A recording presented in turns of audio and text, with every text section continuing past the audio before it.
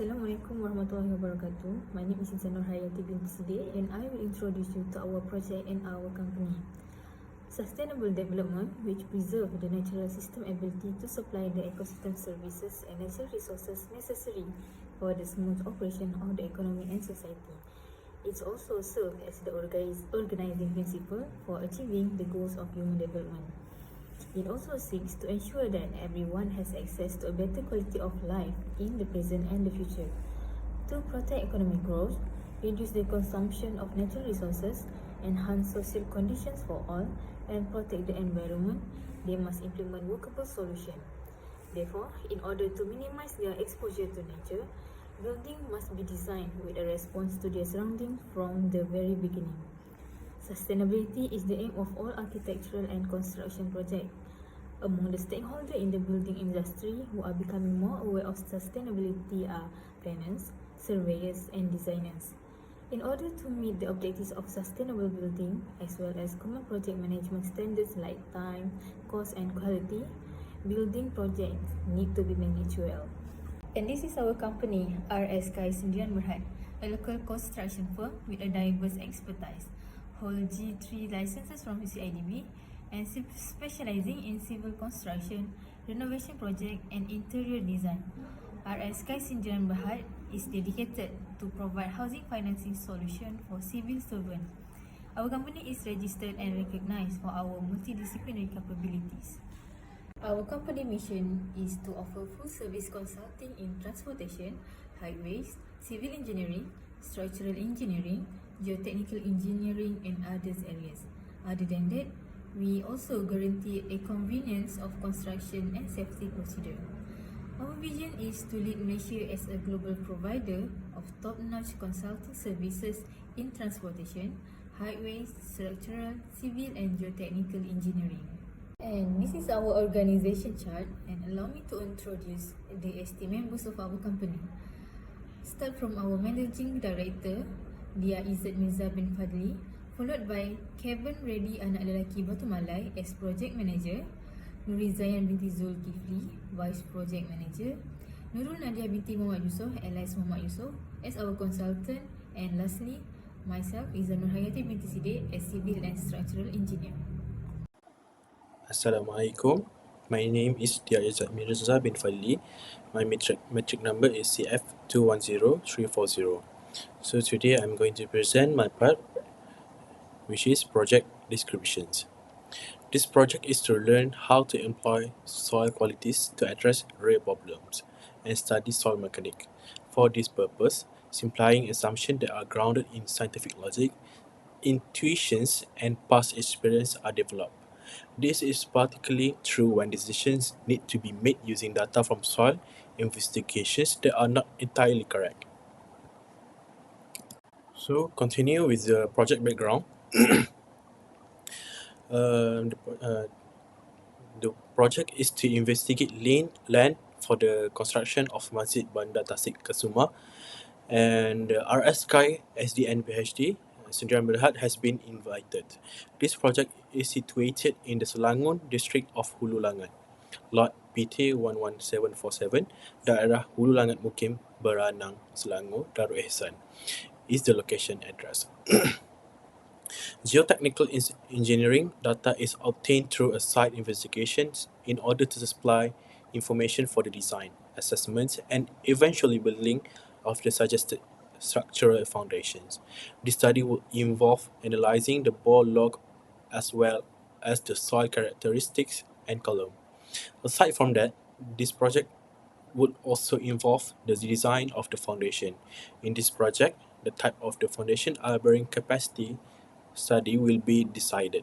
Designing a solid and safe foundation for the structure that will be developed on top of it is crucial. For the objective part, the technical design goals are to create a solid and safe foundation for the structure. And second is to provide justification for the kind of foundation chosen for this project. Third is to determine if any soil improvement operations are required during foundation building. And the last one is to justify the design consideration, settlement of the site project, and bearing capacity. So for the site location, The project is located at Hulu Kangat, Beranang, Selangor, Darul Ehsan. The proposed construction project is shown in the figure below. The Beranang is located 30 km north of Seremban, 30 km south of Kajang, and 35 km south of Kuala Lumpur. It is home to about 3,000 people and is situated where Negeri Sembilan and Selangor meet. This sub-district borders Sepang District and Semenyih sub-district Mantin Negeri Sembilan. It is located to the south and Semenyih lies to the north. There are two parts of Beranang. Pekan Beranang is the state of Selangor. Ulu Beranang, however, is situated in Negeri Sembilan. That's it from me. So I'll pass to my next presenter to present their part. Thank you. Assalamualaikum. My name is Nuzay binti Zulkifli. My matrix number is F200068. So here I want to present about the soil analysis. So all of the analysis here we obtain from SI report we use for our project.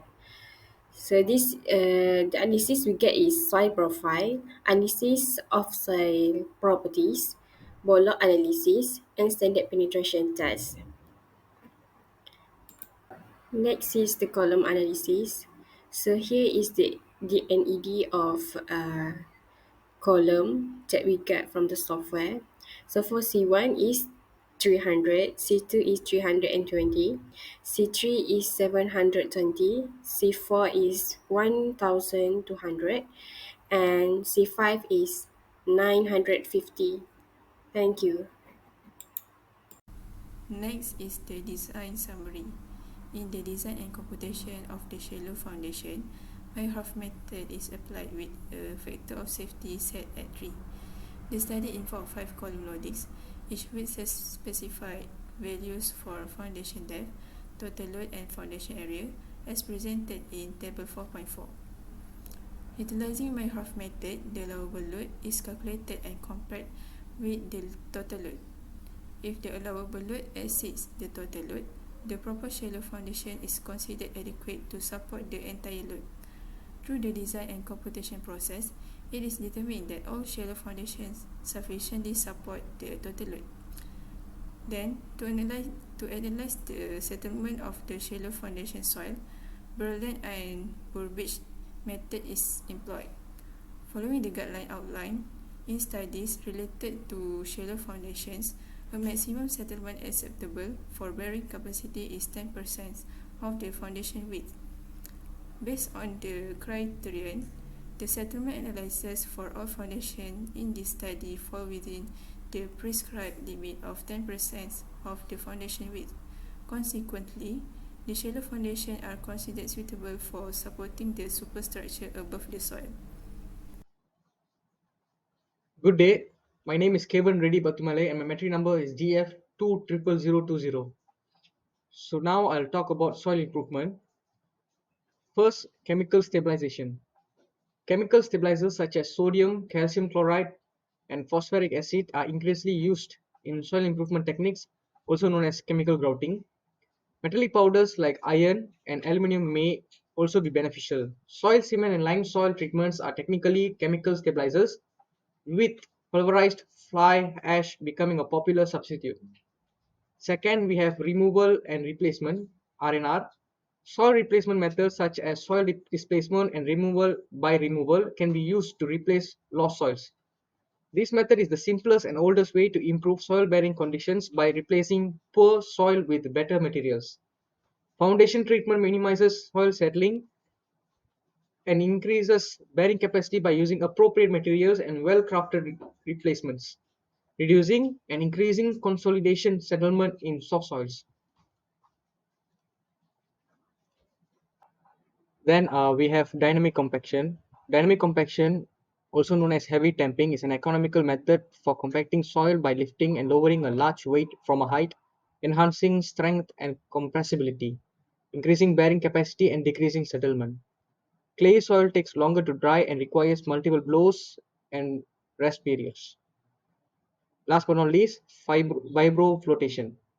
Vibroflotation is a German method for in situ densification of loose granular soils developed in 1930s. It uses a vibrating unit, water jets, and a follow-up pipe with 4 distinct steps in compacting process. From this project, we can conclude that chosen foundation design is shallow foundation, which is square foundation. Then all the suggested shallow foundation size have an allowable load which are adequate to support the axial load from each column, which is column 1, column 2, column 3, column 4 and also column 5. All settlement analyses for the shallow foundation are less than 10% of the foundation width, confirming their adequacy to support the superstructure above the soil. In conclusion, the knowledge gained in foundation engineering, including bearing capacity analysis, elastic settlement, and data analysis from Pollock, holds significant value for future civil engineering projects. The project's objectives have been successfully achieved, marking our project as a success.